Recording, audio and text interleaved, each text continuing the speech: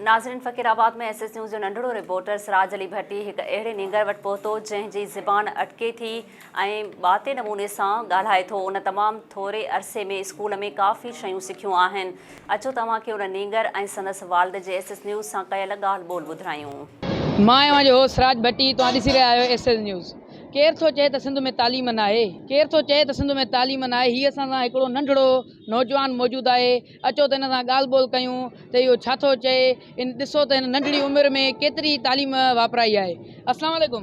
अदा तव्हांजो नालो छा आहे? हसनैन। काई क्लास में हो तव्हां? नर्सरी क्लास में हो। अदा हसनैन, तव्हां मूंखे सिंधी अल्फ़ाबेट ॿुधाइजो। अलपट में वरता में उट में बिट्टे ने धारो ने थैलो ने रोपी ने टूटे ने रम्मा ने पदा ने लुट्टी ने निबा ने रिट्टी ने दन्या ने दंडो ने तटी ने उट्टो ने सच्चा ना दा हलोई ना ने दा हलाल नाथा ना दलो ना दलो ज़ेला में मारी ने दनीरा हिंचिटी तिंचिया हासुफो लालाई dua totor, dua dalam, entar, malu to, sevitor, dalam, am totor, am dadaho, dadong, dadoro, am loto, mi masda, nunatha, he athi, alfanandero, ye yataro. अदा हसन, हाणे मूंखे तव्हां ABC ॿुधाइजो। A B C D E F G H I J K L M N O P Q R S T U V W X Y Z। असां सां हसनैन जो वालिद साहब मौजूदु आहे। अचो त उन्हनि सां ॻाल्हि ॿोल कयूं त उन्हनि जा छा वीचार आहिनि। तव्हां असांखे ॿुधाइजो त तव्हां हसनैन खे घणे टाइम में घणो टाइम हसनैन खे थियो आहे स्कूल वए खे, ऐं घणे टाइम में हिन एतिरी तालीम वापराई आहे?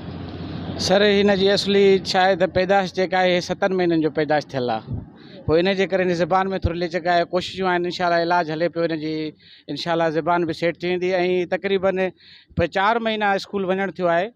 4 महीननि जे स्कूल में हिनखे इंशाल्लाह तालीम हासिलु कराईंदुमि, जीअं पढ़ी लिखी सुठो ऑफिसर थिए ऐं सिंध धरतीअ जे ग़रीब माण्हुनि जे हक़नि लाइ विढ़े।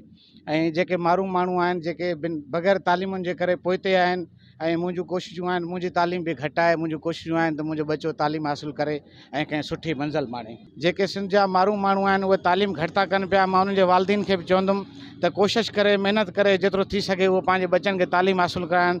इहो ई अर्ज़ु आहे त जेतिरो थी सघे गुरबत खे ॾुख ॾेई, पेट खे बुखूं ॾेई पंहिंजे बचनि खे तालीम करायो त उहो बहितरु रहंदो। अॻिते हली तव्हांजा मुस्तक़बिल बहितरु रहंदा। जी, त तव्हां हसनैन जे वालिद साहब जूं ॻाल्हियूं ॿुधियूं त उनजो इहो ई चवणु हुयो त जेको मुंहिंजो पुटु आहे, इन काफ़ी कम अरसे में सिर्फ़ु ऐं सिर्फ़ु 4 महीननि जे अरसे में हिन ABC सिखी चुको आहे। उन सां गॾोगॾु सिंधी अल्फ़ाबेट सिखी चुको आहे। उन खां अलावा इंग्लिश जा काफ़ी अल्फ़ाबेट पिणु सिखियो आहे। पंहिंजे हो सिराज भट्टी जा इजाज़त। वधीक अपडेट जे लाइ ॾिसंदा रहो एसएस न्यूज़। नाज़रीन, वधीक ख़बरूं ऐं अपडेट्स लाइ ॾिसंदा रहो एसएस न्यूज़ वेब चैनल। असांजे चैनल खे लाइक ऐं सब्सक्राइब करणु न विसारींदा।